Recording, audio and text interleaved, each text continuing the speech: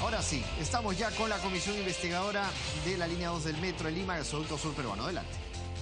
La modernización de la refinería de Talara y los contratos de exportación del gas de Camisea. Señores congresistas, someto a su consideración el acta de la segunda sesión de elección e instalación de la comisión celebrada el 2 de diciembre del 2016. Si algún congresista formulara observación a dicha acta, sírvase expresarlo. No habiendo observaciones, la someto al voto. Los señores congresistas que estén a favor de aprobar el acta, por favor, sírvanse de levantar la mano. El acta ha sido aprobada por unanimidad. Sección despacho. En los anexos A y B de la agenda remitida a los despachos parlamentarios, se indica la sumida de los documentos recibidos y remitidos por la comisión, los mismos que están a disposición de los señores congresistas en la Secretaría de la Comisión. Sección informes. Los señores congresistas que tuvieran que presentar algún informe tienen el uso de la palabra. No habiendo ningún informe, pasamos a la sección pedidos. Los señores congresistas que deseen formular algún pedido tienen el uso de la palabra.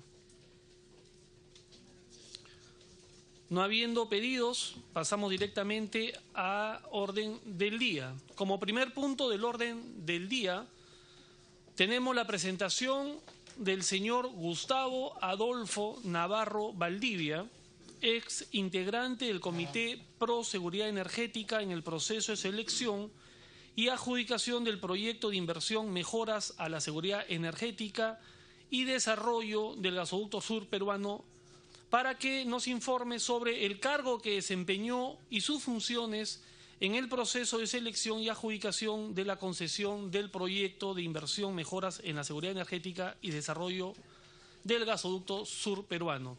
Yo les voy a pedir, señores congresistas, que suspendamos brevemente la sesión para invitar al señor Navarro a que pueda acercarse a esta sala y poder exponer. Se suspende la sesión brevemente.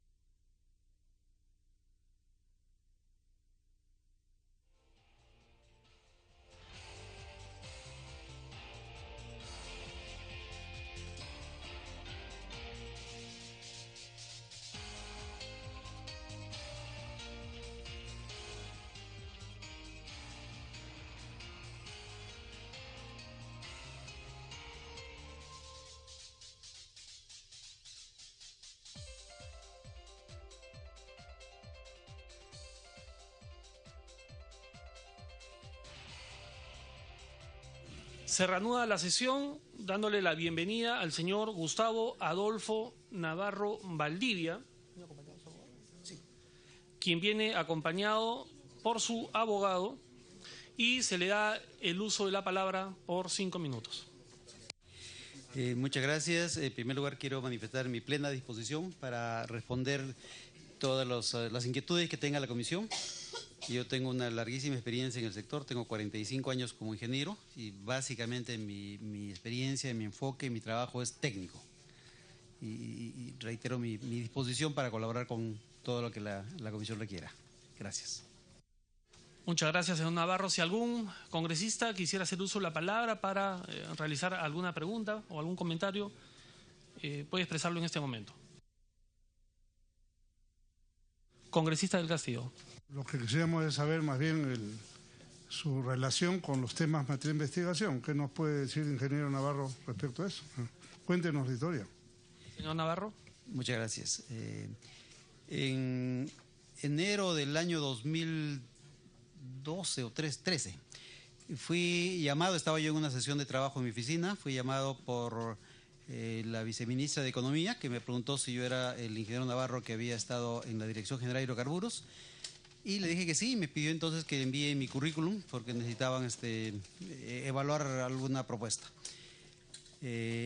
Finalmente esa llamada se convirtió, porque me enteré después por el peruano, en que fui incorporado a un comité que se creó en Proinversión, el Comité Pro Seguridad Energética, encargado de dos proyectos, el proyecto del gasoducto del sur y el proyecto del nodo energético del sur.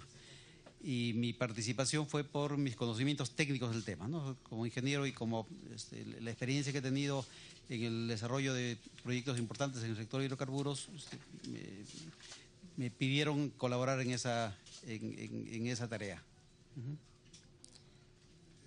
Digamos, y su colaboración, ¿hasta qué nivel llegó? ¿Qué cosa diseñó usted dentro de ese proyecto? Uno de los temas centrales donde justamente la experiencia fue muy útil fue el conseguir el cambio de la secuencia de los proyectos. El encargo que recibimos era primero promover la inversión del gasoducto y después promover la inversión en el nodo energético del sur. Nosotros, después de recibir el encargo y analizar en detalle la propuesta, lo que pedimos es más bien que se cambie la secuencia, porque no tenía sentido en ese momento promover la construcción de un ducto y después crear la demanda, porque el nodo energético justamente es la creación de la demanda. Ese es el primer motivo. El segundo motivo es que ya en ese momento, estamos hablando de algunos años atrás, ya se sentía una crisis de energía en el sur.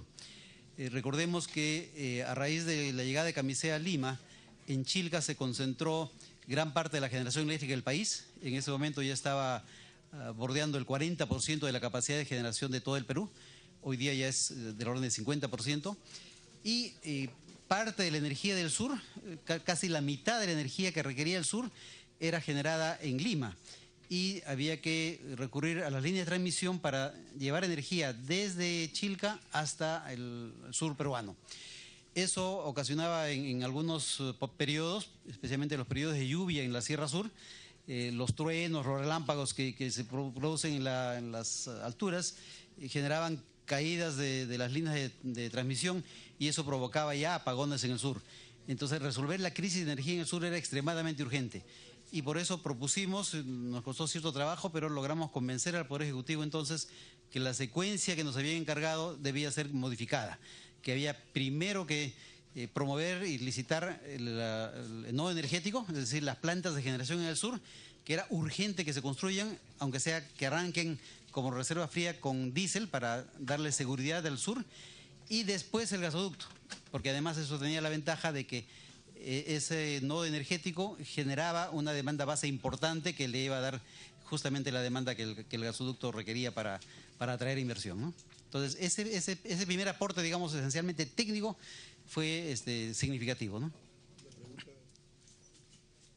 Está en uso la palabra. Podemos hacer una pregunta pero... sin problema. Ok, ¿le da la interrupción? Sí. No, que termine. Bueno, ok, gracias. Maurista del Castillo. Entonces, para tener claro, su sugerencia diría, primero vamos a generar la demanda y luego el ducto, ¿cierto? Así es. Para tenerlo claro. ¿Y qué me dice de la fuente, del gas? ¿Teníamos suficientes reservas? Sí, como mencioné, yo había sido del año 2003 al año 2009 director general de hidrocarburos y por lo tanto tenía información permanente sobre los trabajos de prospección que se hacían en la selva sur y ya tenía los datos que además publica anualmente la Dirección General de Hidrocarburos, que es el libro anual de reservas. Y en esa información había el respaldo de las reservas probadas y los recursos que figuraban como reservas contingentes, reservas probables y posibles del sur peruano.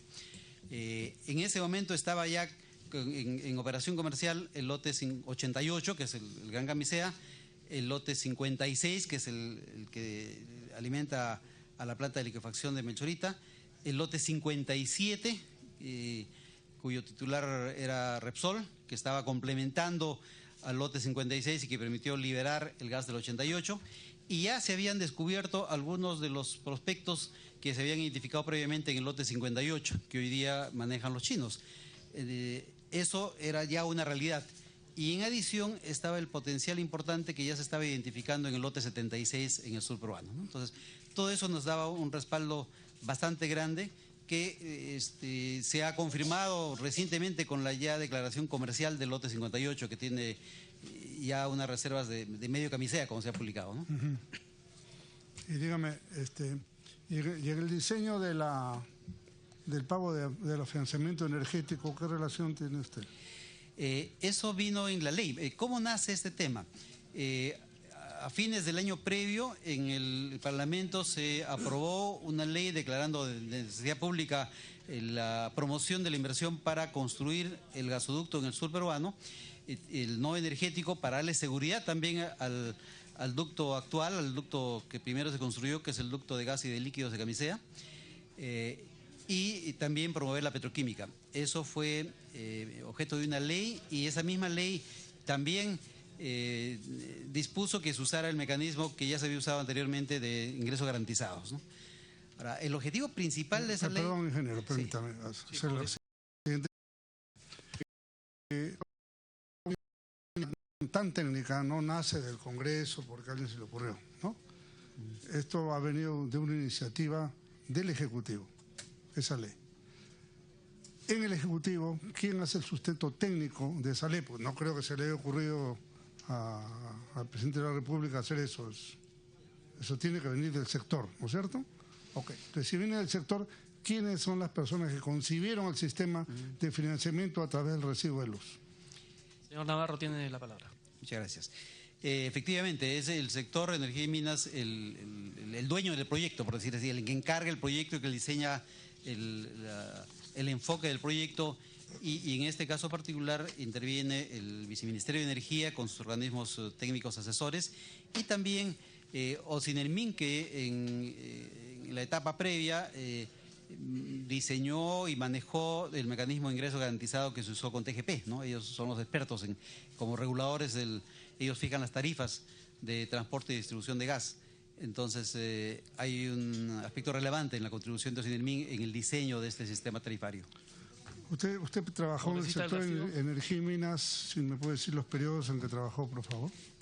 Sí, mi relación laboral es ininterrumpida con Petroperú por 45 años. Petroperú. Pero en 2 ocasiones Petroperú me prestó al Ministerio. En la primera ocasión por 5 años, del 95 al 2000, y mi tarea fue la transferencia de tecnología y capacitación en todo el sector hidrocarburos. O sea, básicamente difundir conocimiento. Y con programas que desarrollamos con universidades y con especialistas internacionales que venían a transmitir conocimientos a los profesionales y estudiantes del Perú. En una siguiente oportunidad, del 2003 al 2009, fui también prestado por Petroperú al Ministerio, primero como asesor técnico del viceministro de Energía, y poco tiempo después fui nombrado director general de hidrocarburos. Entonces, usted en el año 2008, 2007-2008 estaba en el sector. Y en esa época se diseñó el contrato Kuntur, ¿cierto?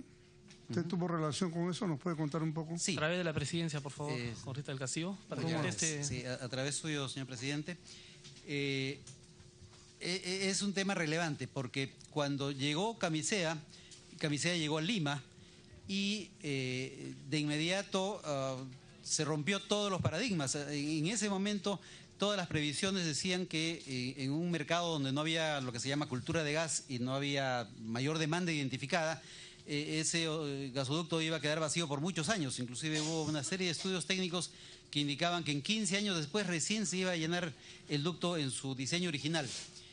Sin embargo, yo participé activamente en la promoción, especialmente al sector industrial y el sector doméstico, para explicar todas las ventajas que tenía el gas, y eso después de algunas experiencias que se fueron difundiendo por el boca a boca y por el ejemplo de empresas exitosas que una vez que pasaban al gas tenían costos bastante reducidos y una competitividad elevada que hizo que ampliaran sus operaciones, la demanda se disparó y el ducto quedó chico. Y lo que yo veía dentro de ese éxito, veía al mismo tiempo con tristeza que se estaba ahondando la ventaja de Lima con respecto a la provincia. Yo particularmente soy provinciano, nací en un pueblito muy pequeño del centro del país. Y lo que siempre hemos visto como la gran ventaja de Lima, porque concentraba, por ejemplo, la mayor parte de la industria nacional, se fue haciendo más grave con la llegada de Camisea, porque la industria que estaba alrededor de Lima de inmediato se pasó a gas, con lo cual sus costos bajaron, y algunas industrias que estaban fuera de Lima ya no podían competir y empezaron a... Se trataba por todos los medios de que se desarrollen proyectos que permitan llevar el gas al interior del país. Una primera iniciativa fue el tema de los ductos regionales. Planteamos hacer, partiendo del gasoducto principal, hacer ramales que llevaran gas hacia el centro del país, hacia Ica, hacia Ayacucho y hacia Cusco. Esos proyectos no pudieron culminarse. En el caso del primero, que se había planteado hacia la Sierra Central, porque inexplicablemente Doerran, que era un cliente importantísimo en la minería del centro, y la cementera que estaba también cerca a Tarma, no se comprometieron para usar gas. En ese momento no se sabían los problemas que después ya se hicieron públicos con respecto a Doerran. Pero eso hizo que no hubiera la demanda que pudiera permitir desarrollar ese primer proyecto. Pero, perdón, ingeniero, sí, es importante. Su venia, presidente. Sí, eso de los intentos en la zona central fueron no logrados, lo sabemos. Pero yo le pregunto a Kuntur, ¿no? Cuénteme de Kuntur, ¿cuánto costaba Kuntur? Más o menos, ¿cuáles eran las características básicas del proyecto? ¿Cuál fue el precio que se pactó? Me parece que en el 2008, ¿no? Navarro, para que responda. Voy a abreviar la historia, señor presidente. Entonces, después de esa primera iniciativa, siempre que había la oportunidad, yo trataba de interesar a potenciales inversionistas en hacer ductos que llevaran el gas al interior del país y especialmente a la zona de Cusco. La solución vino una vez que, por motivos ajenos a la parte de hidrocarburos, recibí información del Ministerio de Transportes sobre las carreteras que ya se estaban construyendo en las interoceánicas. Entonces, eso me permitió que a todos los que estaban interesados en hacer proyectos de gas en el país les dijera: aquí hay una carretera en el sur del Perú que justamente va a facilitar las obras de infraestructura para construir un ducto, porque los costos logísticos son especialmente importantes. Y eso despertó el interés y hubo algunas empresas que se interesaron en desarrollar el proyecto. En esa etapa, la empresa que llegó al final era una iniciativa libre, ¿no?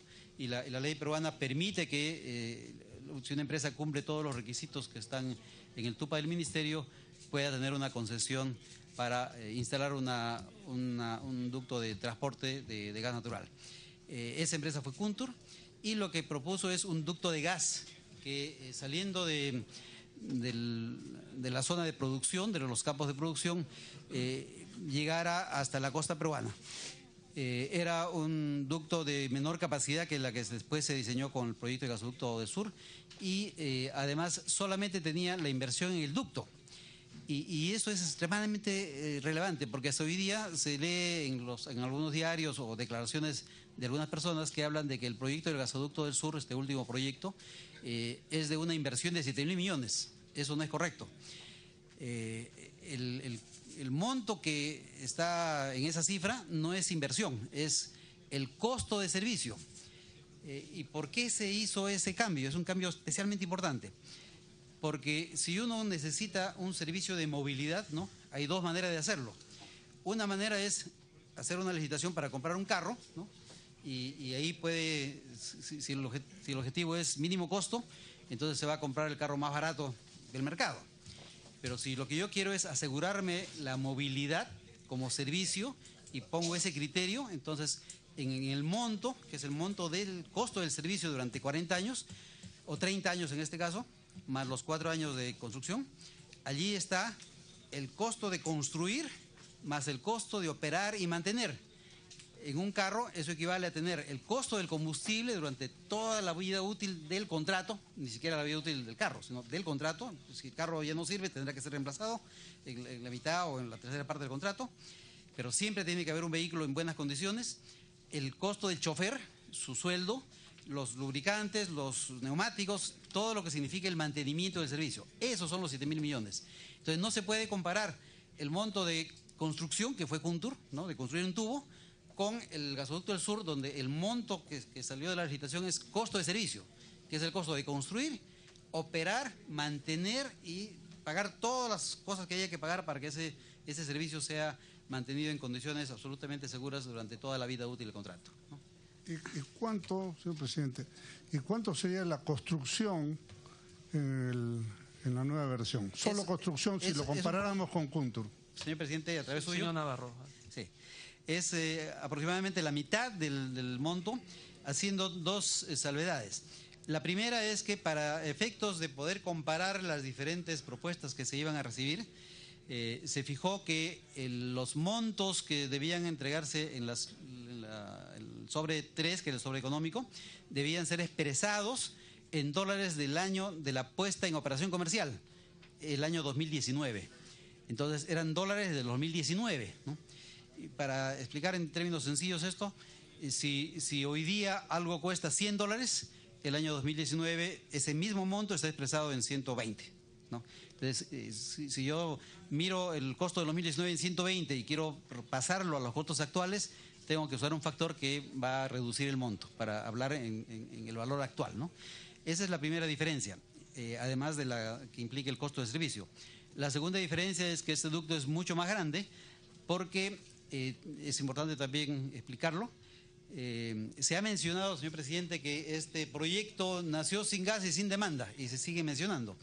Ya expliqué que gas hay suficiente, siempre se supo que había suficiente gas y ahora está más que confirmado, ¿no? Ya ese argumento dejó de mencionarse. La demanda, la reserva fría del sur es una demanda absolutamente segura y ya tiene generadoras importantes en el sur que tienen la obligación de pasarse gas apenas esté disponible el gas en el sur. Además, hay otras plantas de generación en el sur también que están generando a costos mucho más altos que los que corresponde al gas y que de inmediato se van a pasar.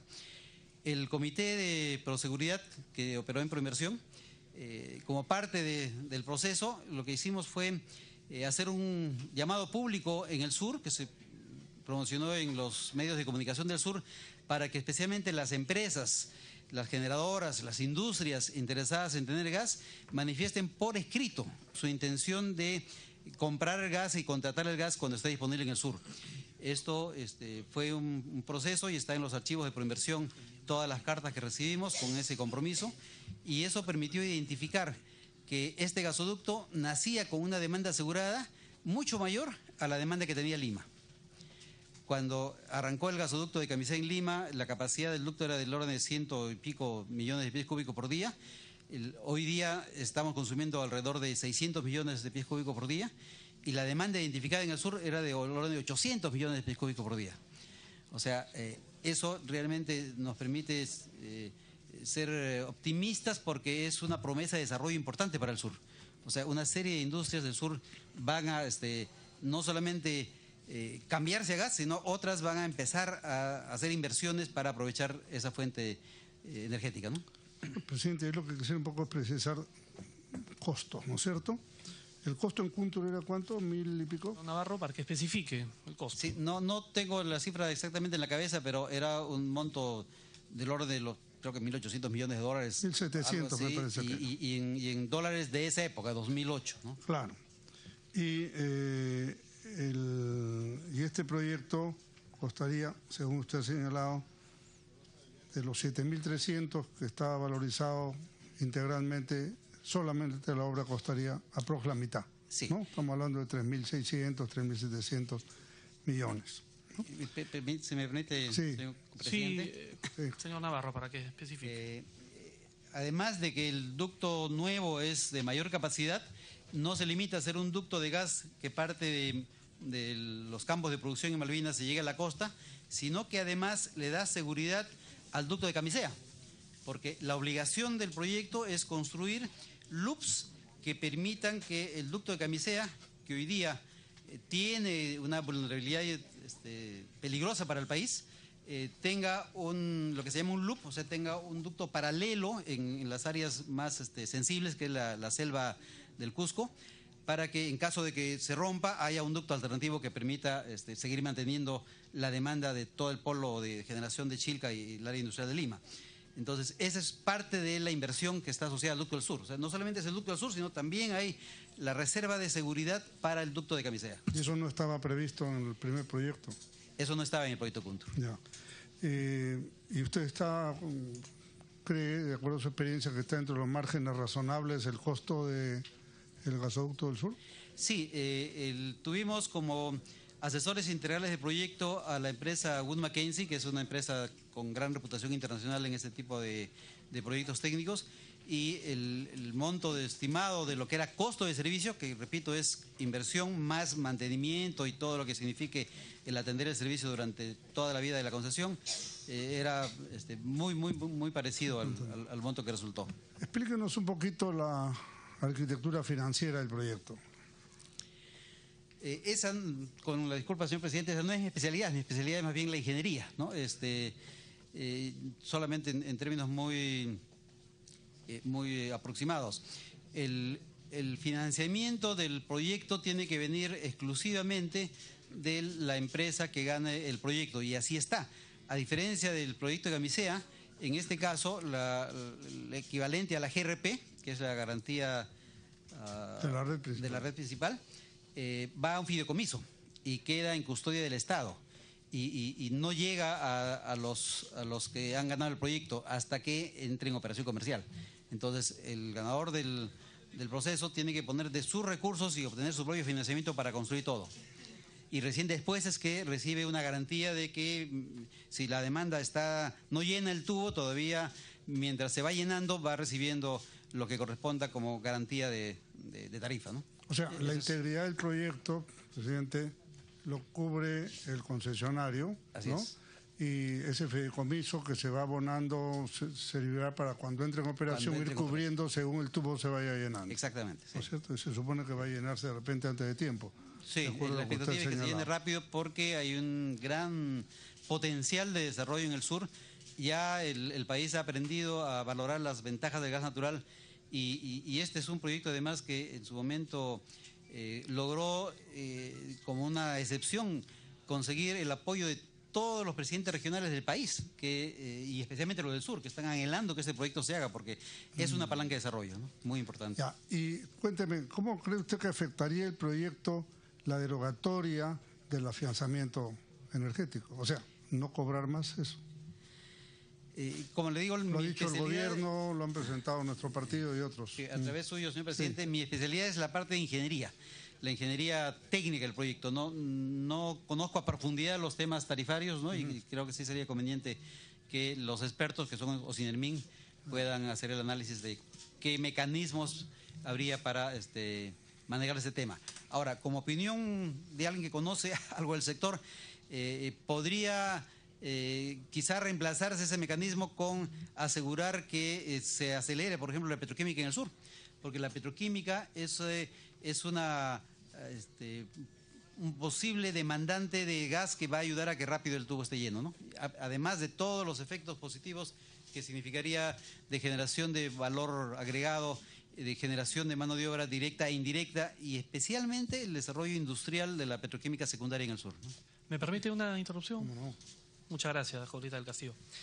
Señor Navarro, usted ha dicho que nos ha puesto un ejemplo del vehículo, que no solamente es el costo del vehículo, sino todo lo que implicaría lo que va a gastar ese vehículo, combustible, neumáticos, para hacer una analogía con respecto al tema del gasoducto, sustentando de que por eso no cuesta 1.700 millones como Cuntor, sino 7.000 y pico.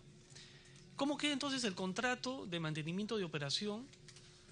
Sabemos que el Estado tiene que pagarle, o tendría que pagarle a la empresa desde el momento de su funcionamiento cerca de 900 y pico millones de dólares anuales, justamente por ese mantenimiento y operación que usted dice que ya está incluido en el precio original. En todo caso, para que nos aclare un poco ese tema. Muchas gracias. Reiterando, señor presidente, que el tema tarifario es mejor que sea explicado por los expertos en la ingeniería financiera, que no es mi especialidad. Pero para aclararle bien el primer tema de mi comentario, ¿por qué en el caso de este proyecto se usó el criterio de costo de servicio a diferencia de lo que se hizo en Camisea 1, que fue la inversión y lo que definió el proyecto? Yo fui director general de hidrocarburos cuando arrancó Camisea y se sufrieron 5 sucesivos derrames y roturas del ducto de líquidos de Camisea. Nunca fue el gasoducto. A veces la prensa me publicaba, se rompió el gasoducto nunca se rompió. El que se rompía era el ducto de líquidos. Y especialmente con la rotura que se produjo en Quepachato, que fue con fuego abierto, una explosión y hubo todo un revuelo por ese tema. El país demandó, porque además habían rumores que decían que se había usado tubos de segunda mano y que se había usado soldadores no calificados. Entonces el país exigió que se tenga una auditoría técnica muy exigente para hacer un examen, una auditoría técnica al ducto de Camisea. Y yo presidí la comisión que seleccionó... Si me permite, señor Navarro, vayamos entrando en el tema y precisando un poco más las respuestas. Yo le agradezco que usted quiera hacernos toda una historia de la experiencia que usted ha tenido, pero se nos va el tiempo y hay que ser un poquito más preciso en las respuestas y le agradeceríamos. Eso lo que nos dio como lección es que ese proyecto se decidió por la inversión más baja. Entonces, la inversión más baja, la auditoría encontró que había cosas que corregir, porque no se habían hecho desde el principio. Entonces, eso nos enseñó. Bien, estamos en directo entonces, 10 de la mañana con 39 minutos. Es el desarrollo de las actividades que se vienen dando.